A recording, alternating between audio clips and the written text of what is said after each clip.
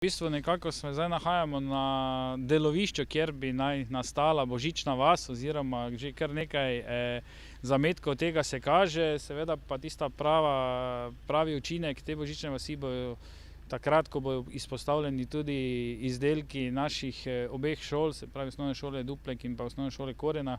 Namreč skupaj z likovnimi in tehničnimi učitelji, učiteljicami smo jih zanimirali, zaktivirali, da nekako skupaj sodelujemo pri postavitvi te božične vasi.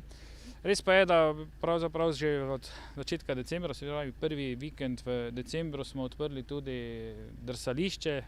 Po enem letu premora zaradi znanih razlogov smo letos ob nekih omejitvah vendarle postavili tudi to in otroci so tega veseli.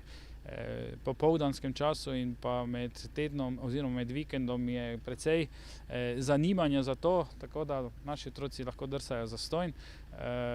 Možnost je tudi izposoje drsalk in kot tako je nekako vse pripravljeno tudi za božični sejem, ki bo 18. in 19. decembra in takrat bomo tudi mi na nek način obeležili ta veseli december oziroma zaključek leta nekako zadovoljni, da je vendarle za kanček boljše, kot je bilo pa prejšnje leto.